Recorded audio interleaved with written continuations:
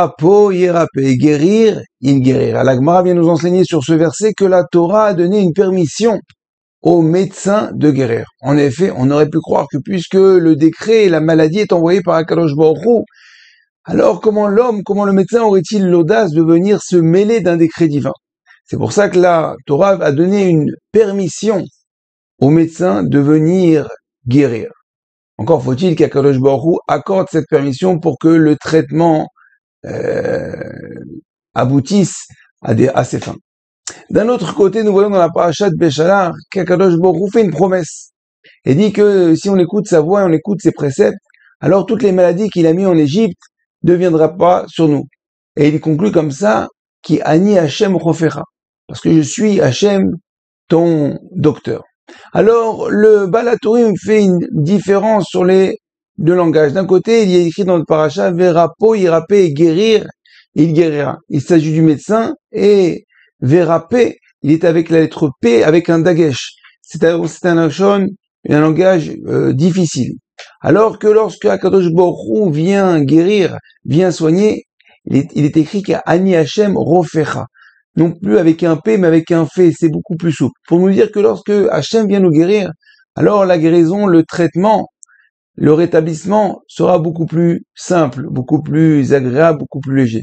Alors, tandis que lorsque c'est le médecin, Yerapo, Yerapé, P, la shon avec un dégage, la shon plus dur pour dire que le traitement et la guérison sera beaucoup plus difficile.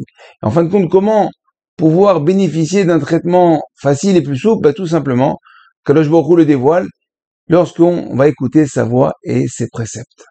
La permission accordée par la Torah de pouvoir venir guérir et soigner l'homme est aujourd'hui exploitée à son maximum. Les laboratoires médicaux et pharmaceutiques travaillent jour et nuit pour trouver et surtout commercialiser des traitements qui, en général, 80% ne viennent pas soigner, mais juste apaiser la douleur. Alors, il est évident qu'on a le droit de prendre des médicaments pour apaiser notre douleur puisqu'il n'y a pas de mitzvah de souffrir. Mais avant de vouloir calmer la douleur, il faut savoir que la douleur vient pour nous calmer.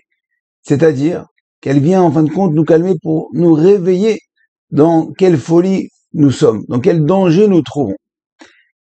Prenons l'exemple d'un homme qui mettrait son doigt, sa main au-dessus d'une flamme. Très rapidement, au bout de quelques instants, il va vite la retirer. Pourquoi? Parce qu'il sent que ça brûle et s'il la laisse, il risque de perdre son doigt. Donc on comprend que la douleur du chaud, c'est un chesed. Et en fin de compte, tous les bobos, tous les décrets, toutes les maladies qu'Akadosh Baruch Hu nous envoie, c'est pour venir nous réveiller. Et plus la douleur est grande, c'est-à-dire que plus notre torpeur, plus notre sommeil, plus notre écartement envers Akadosh Baruch Hu, il est loin. Un peu comme sur un tableau de bord, plus il y a des voyants qui s'allument, plus il y a des dangers, plus il y a des choses à réparer sur la voiture. Nous savons que le corps est l'enveloppe de la neshama. Et donc les douleurs viennent révéler un problème interne, un problème à notre niveau, au niveau spirituel. Et nous devons, en fin de compte, lorsque nous avons des douleurs, des maladies, chas v'shalom, prendre conscience, faire un bilan. J'ai mal aux pieds, j'ai mal au bras, j'ai mal au dos, j'ai mal à la tête, j'ai mal aux dents, j'ai mal au nez.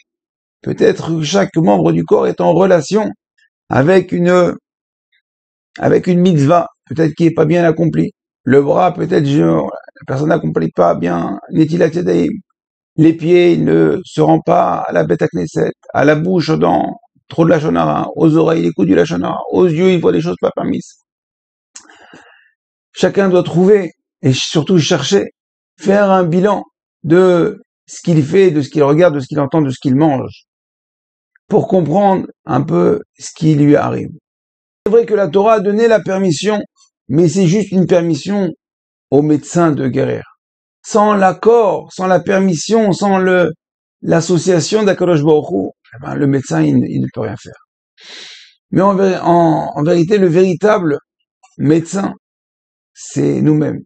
Lorsqu'on va vraiment prendre conscience de ce qu'on a fait, de ce qu'on fait, de notre comportement, on pourra directement s'en remettre à Kadosh Baruch Hu.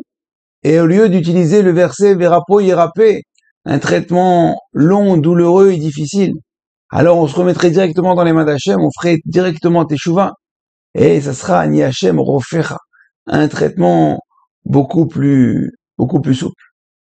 Kadosh Baruch Hu attend juste qu'on se réveille, c'est pour ça très souvent, et on a du mal à comprendre pourquoi des fois il faut attendre des semaines, des mois, pour avoir un rendez-vous chez un médecin, un cardiologue, un ophtalmo. Plus le spécialiste il est grand, plus des fois la maladie elle est compliquée, plus le rendez-vous il est loin. Et quand on a fait l'examen, il faut attendre encore 2 ou 3 semaines. Et quand on arrive là-bas, il faut attendre dans la salle d'attente encore des fois une demi-heure, 1 heure, 2 heures. À quoi servent toutes ces attentes?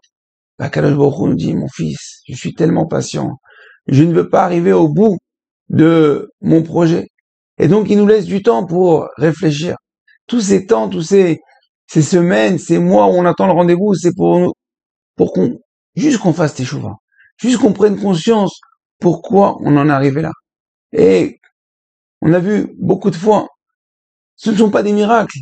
C'est que des gens sont partis voir des rabbs et disent, voilà, Rav, je fais comme ça et comme ça, j'ai mal ici, j'ai mal là, et le Rav, il lui donne une mitzvah en relation avec le membre dans lequel il a mal, et après on voit des nissim et des niflaot. Mais en fin de compte, le Rav l'a juste aidé à comprendre pourquoi il avait mal, et là où il avait mal.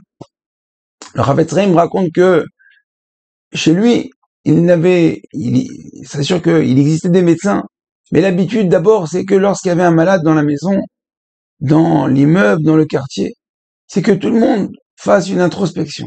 Chacun fasse Teshuvah. Et faire surtout des dons à la tzedaka. Il avait l'habitude lorsqu'il y avait un malade à la maison, de pétrir 18 kilos de farine et de distribuer le pain aux pauvres. Et par cela, il y avait une kapara. Donc voilà Teshuvah, la tzedaka, la kapara. Aujourd'hui, la kapara, ça pourrait être les médicaments lorsqu'on doit payer, on doit verser de l'argent pour acheter des médicaments. Le problème, c'est qu'aujourd'hui, on se fait rembourser la kapara par la Sécu, par la Bitor Halomi. Alors, il y a une chose, en tout cas, qu'on ne pourra pas se faire rembourser, que personne ne pourra la faire à notre place. C'est l'introspection. C'est la Teshuvah. Pour cela que le Shulchan Arour écrit que lorsqu'on prend un médicament, on doit non pas faire une bracha, mais dire avant Yiratson. Yiratson, milefanecha. Shie, segze, lilerefoua.